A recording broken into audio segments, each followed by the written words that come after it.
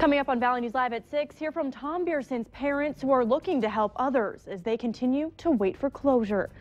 And the long wait is over. It's fishing opener weekend in Minnesota. What the DNR is doing to keep invasive species at bay. And thousands of feet hit the pavement early in Fargo. We'll look at who finished on top at the Fargo Marathon in sports. Live from Fargo and serving you on TV, online, and on the go. This is Valley News Live at 6. The family of a murdered NDSU student is keeping his memory alive as the investigation into finding his killer takes a new turn. Good evening and thank you for joining us. I'm Krista Boehm. It's been 8 months since police found Tom Bearson's body in Moorhead. The 18-year-old had only been at NDSU for a month when he was murdered. Liz Collins sat down with Tom's parents about their plans to give back and why police are asking for cooperation in the case. I'm sure these weeks are especially tender for you, and the ache is great for your Tom. The support hasn't slowed. This person has also lost a son. For a family still grieving. Oh, just heartwarming because it's Mother's Day weekend from people I don't know. Wow. Now Deb and Greg Bearson want to share it with others. Kind of can give back some of that love and compassion that we've been so fortunate to have received ourselves. The Tom Bearson Foundation will raise money for scholarships and increase basketball participation. He was out here all the time. It didn't matter what the weather was like. And opportunities for kids in Sartell. I think it's a good way to keep his memory alive is through the sport he loves so much. Tom was a standout player for the Sabres, leading the team to their first state tournament. I enjoyed it so much and I so terribly miss it. We're just trying to find a better place and I guess dealing with what's happened to our family and our wonderful son. The Bearsons are still waiting to learn who killed Tom, but they believe police are closer to finding out. Just this week, investigators from Fargo visited Sartell to do interviews. Police wouldn't say who they were talking to, but asked those connected to the case for cooperation. We've waited long enough. Somebody needs to step forward. Moving forward by carrying on their son's name, still waiting for answers. Just give us closure and let us know. There will be a golf tournament fundraiser for the foundation on August 22nd in Sartell.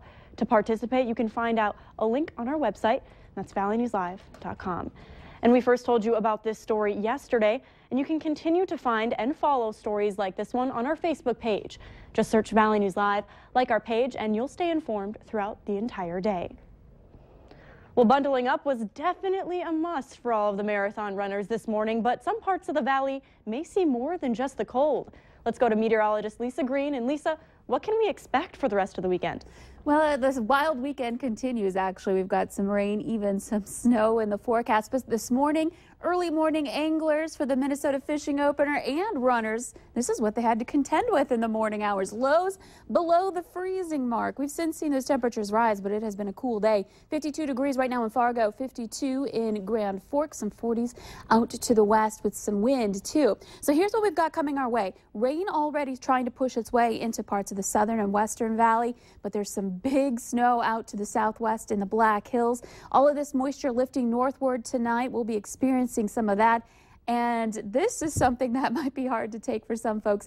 A winter storm watch is in effect for the Stutzman County area. That's in our viewing area, but as you look south and west, even more dire headlines. Winter storm warnings for western North Dakota and South Dakota, and even a blizzard warning. So we'll put this forecast together for you to let you know what you can expect to see, but a wild one is in store. I can't believe we're hearing those words in May right now. I know. You know, we have seen snow in May before, but it always comes as a shock when it does. Definitely. Thank you, Lisa. You bet. A cold one, but that didn't stop many Minnesotans from enjoying their favorite time of year, the fishing opener. Starting at midnight, anglers could cast their rods in hopes of luring in a fish. We caught up with a few on Ottertail Lake who said they launched their boat as early as 6:30 this morning. The big catch is walleye, and each person can reel in 6 per day. And with the fishing opener underway, the Minnesota DNR is stepping up enforcement of its laws to guard against the spread of aquatic invasive species. The DNR requires all fishermen to thoroughly clean their boats, pull all drain plugs before transporting a boat on the road, and dispose of unused bait in a garbage can, not back in the water. While many anglers concede that limiting the spread of invasive species is a good thing for the ecosystem, Some feel the DNR is taking aim at the wrong problems. The bottom line is I think our DNR has just lost scope of what I think their charge should be, and their charge should be to manage the resource and stop managing people. In Minnesota, it's a fine of up to $500 for the transport of aquatic invasive species over land. A bicyclist walked away with a few scrapes after a car hit him in Fargo earlier this afternoon. It happened at the intersection of 10th Street North and 3rd Avenue North around 1 o'clock. A pickup was traveling on 10th Street North before turning right on 3rd Avenue when it hit the bicyclist. Police say the contact point was the bumper of the vehicle and the pedal of the bike. The car suffered minor damage. The derailment in Heimdall, North Dakota Wednesday made national news, and it's the second rail accident in the state involving tanker cars within the last 18 months. The oil train was loaded in Tioga and headed east. 6 of the 109 cars on the train jumped the tracks, and 10 tankers caught fire. Dozens of Heimdall residents were evacuated from their homes. No one was injured, but Senator John Hoeven says the accident once again raises concerns about the large volume of crude oil moving across America from North Dakota's oil fields.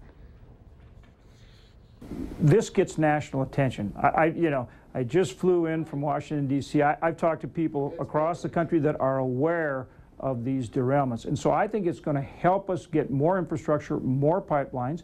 It's also going to help us get the newer, safer tank cars out there, rail cars.